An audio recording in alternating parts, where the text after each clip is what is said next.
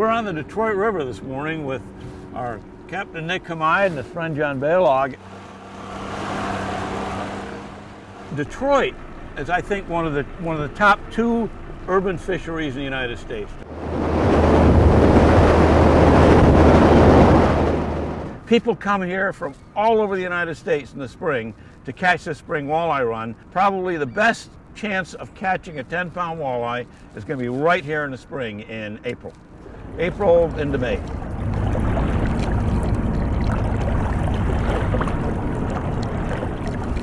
And now this is not what you would call, pristine wilderness fishing. We've got huge factories in the background. Just over here on the other side, we've got enormous ships going up and down, big ocean-going freighters and big lake freighters moving up and down the river. But every year, this river gets a run of 5 to 15 million walleyes.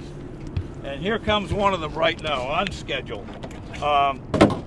That's kind of a typical Detroit River fish.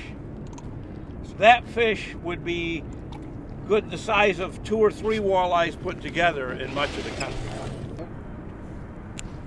Lake Erie, just to the south of us a few miles, about 5 miles down the river. Here comes Nick's just hooked one too behind you. Here's another big walleye. Coming up.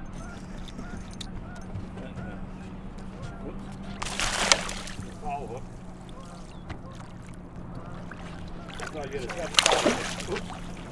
You got it.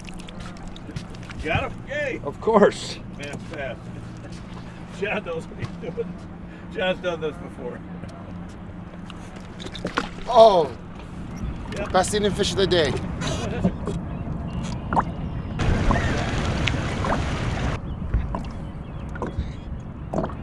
We have a rubber worm, which mimics a minnow.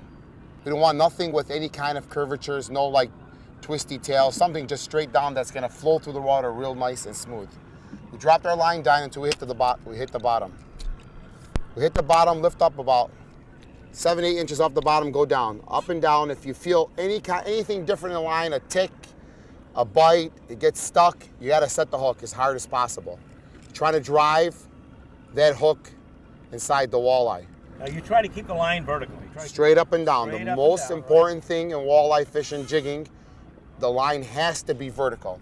If the line isn't vertical, the guy next to you catching 100 walleyes and you're here the whole entire day and you won't catch one fish unless that line is straight up and down.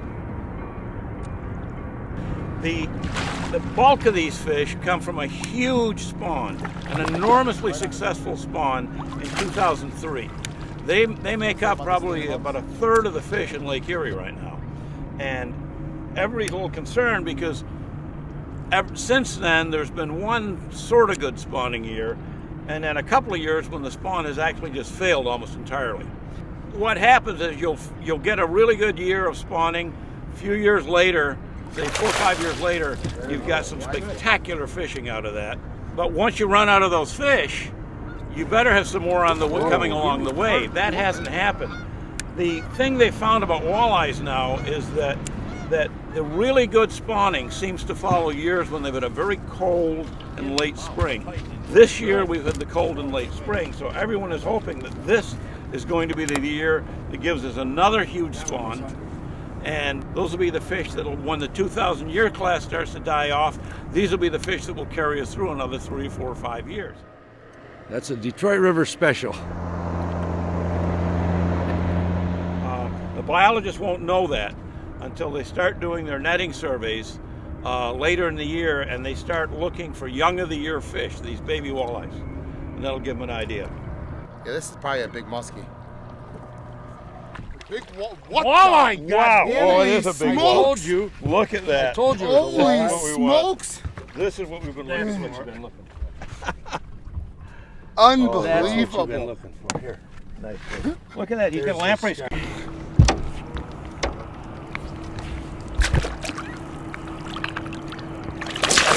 Nice fish. Nice fish. Oh, I forgot to kiss it.